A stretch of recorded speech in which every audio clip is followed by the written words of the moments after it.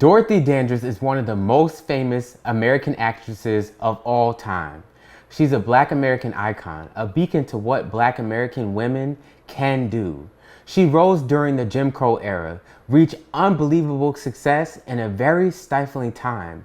Her timeless classics include Porgy and Bess and Carmen Jones, where we were introduced to on-screen Black love at a time when it wasn't welcome. Her film Tamango was not shown to the American audience upon its release due to the interracial love featured in the movie. Dorothy once said, "If I were a white woman, I would have captured the world." This quote I want to focus on. The world that Dorothy grew up in, where she found fame, is much different than the one we're living in today. The social construct of race has completely changed to the point where many non-Black Americans, and I dare say the unfortunate few who do not know their own people, would say that Dorothy isn't a Black woman, but a mixed woman who favors her white heritage. I think the whole rhetoric surrounding Kehlani is super, super interesting. I'm here for it because I feel like Black people are obsessed with the one drop rule. And if you don't believe me, just look at our celebrities. Like all of them, all of the ones that are super, super popular are very racially ambiguous, especially for women. And so it's like, what does that mean? Why do we have so many celebrities who look racially ambiguous or who are mixed with like over half? Why are we obsessed with highlighting people who don't look like the majority of us, you know? And I think it's because a lot of us have a lot of internalized self-hate. I think a lot of Black people are anti-Black. All right, this might be unpopular opinion, but that one drop rule do not apply to this fully Black woman.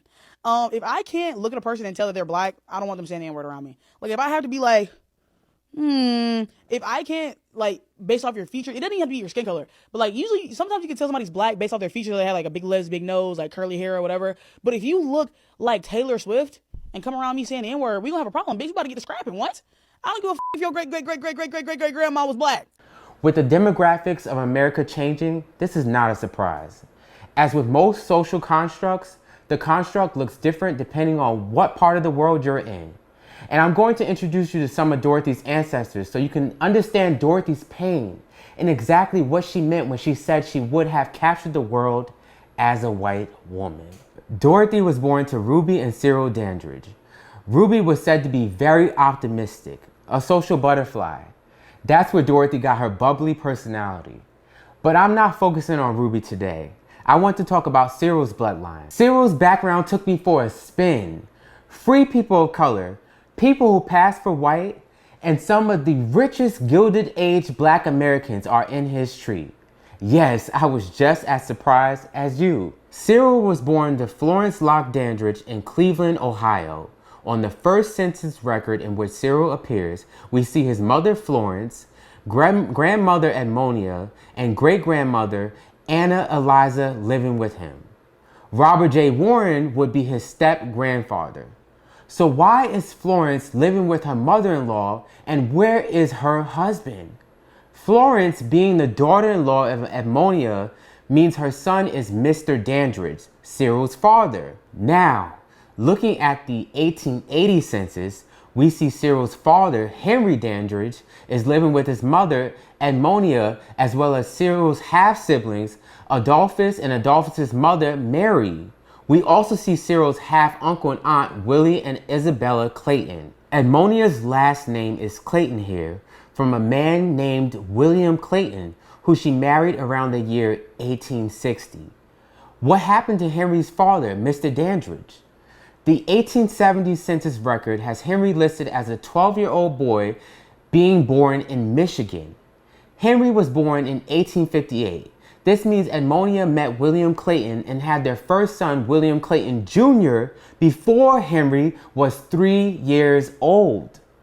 So Henry is living with his stepfather, William Clayton, and they even listed him with the Clayton surname. Now, we know this is not his father, and Mr. Dandridge is his father due to Henry's death record.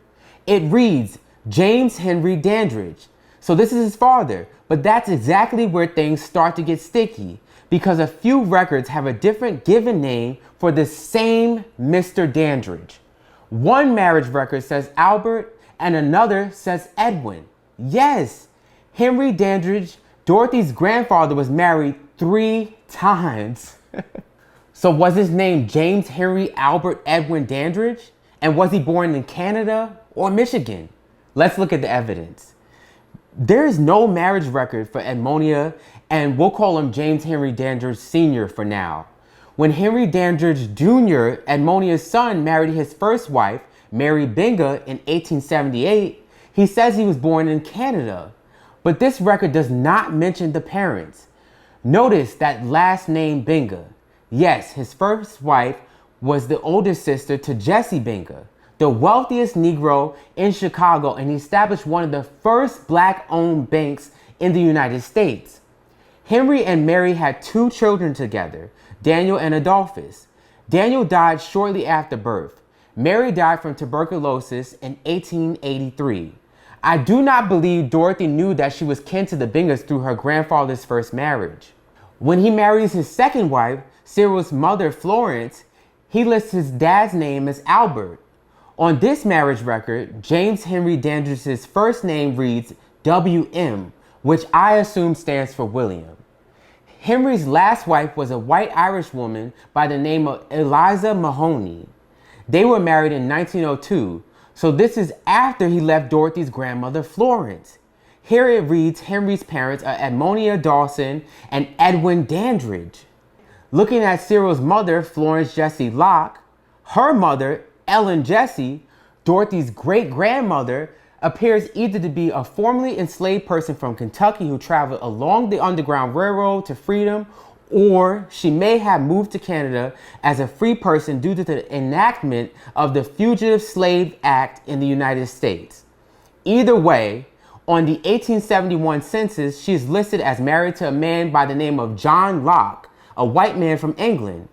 We do know that Florence was very fair and didn't really care for Ruby's outgoing personality, given the excerpt from Donald Bogle's biography on Dorothy's life. And I quote, "She looked completely Caucasian," said Cleveland-born Dorothy Hughes McConnell, whose mother knew the Dandridge family. "She wasn't. I think she was mixed, but you couldn't tell she was not Caucasian." So we know that Florence, Dorothy's grandmother, was what we call high yellow, very light-skinned, like Mary in the blockbuster hit Sinners. With all this information on Dorothy's family, we still don't know where Mr. Dandridge Sr., Edmonia's first baby father, Dorothy's great-grandfather, was born or his given name. But then I discovered something on Edmonia's tree. Edmonia's mother was named Anna Eliza Hawkins Charity. Eliza's husband, Edmonia's father, was James Charity, and he was living free in Canada as early as 1861. By this point, you probably realize a good number of Dorothy's ancestors were living in Canada. Well, that's because Upper Canada, or what we call Ontario, had a thriving black community. Black Americans established themselves in towns like Buxton, Chatham, Windsor, and Amherstburg. They built schools, churches, and held flourishing businesses. Many of them were dedicated to abolitionist causes. Harriet Tubman made at least 3 trips to Ontario with freedom seekers. Now back to James Charity, Dorothy's second great-grandfather. Get this, James was born in Washington, D.C. and came from a family that was never enslaved, the Charity family. This is a black indigenous family connected to many American Indians throughout Virginia, including the Atkins family, the Miles family, and the Bradby families. This means that Dorothy is a Pamunkey and Chickahominy Indian, descendants of the Powhatans, the tribe in which Madawaska is from. You know, Pocahontas. Dorothy's cousin, Antonio Charity, who is also an actor, is creating a documentary on the family. That our family was never known to have been slaves. Because as founders of America, the Charity family was an expansive family. Fortunately, Surrey County is one of those counties that has records continuously back to the 1600s. So there was no one named Charity. There was no white man named Charity in that whole area of Virginia. And the Charity family clearly were the pioneers of Surrey County. They clearly were the ones that helped develop the county. And we were honored as a family to be one of the first families in America with the background history of being in America that long. and we're still here. It ain't going nowhere. I cannot wait to see this. I'm convinced that Dorothy's great-grandfather, Mr. Dandridge, whose first name may be Albert, Edwin, or James Henry, was also a free man of color and probably was a friend to the Charity family. I highly doubt he was a white Dandridge, but I'm not leaving that theory out just yet. With all this information, how do you think Edmonia met Mr. Dandridge? We're going to have to come back to that mystery. Thank you for watching and stay tuned for more American Hidden History.